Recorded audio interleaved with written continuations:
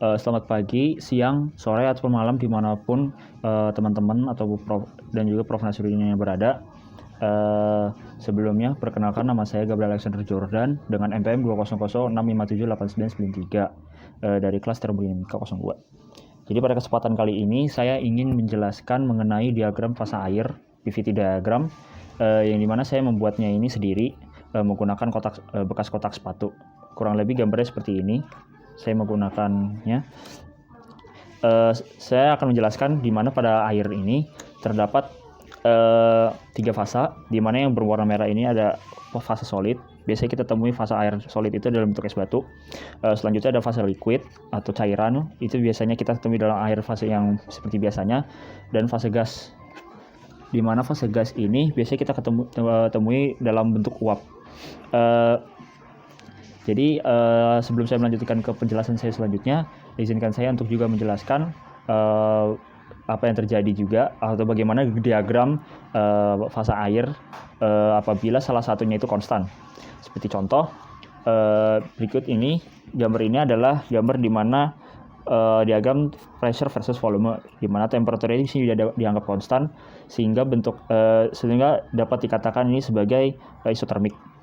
Selanjutnya itu ada pressure temperature, di mana pressure temperature ini bentuknya akan seperti ini, di mana kita bisa lihat seperti ini. Kita dapat mengindikasikan bahwa volumenya konstan, maka bisa dikatakan sebagai isokorik. Dan juga yang terakhir adalah kita bisa melihat diagram untuk volume temperature. Volume temperature itu seperti ini. Dan apabila kita menganggap vapor pressure itu dalam bentuk konstan, maka kita bisa katakan sebagai isobarik. Oke, jadi selain satu bentuk dalam air itu, seperti solid atau liquid atau gas, ada juga kemungkinan di mana air itu akan berubah bentuk, sehingga juga terjadi ada beberapa bentuk lainnya dalam bentuk fase air itu, yaitu yang pertama itu ada solid liquid, yang kedua itu ada liquid vapor, dan juga yang ketiga itu ada solid vapor. Yang dimana pada ketiga perubahan bentuk ini biasanya umumnya terjadi karena ada perubahan pressure dan volume, atau mungkin volume dengan temperature, atau mungkin dengan pressure dengan temperature, yang dimana kurang lebih terdapat 2 atau mungkin bisa 3 perubahan sekaligus.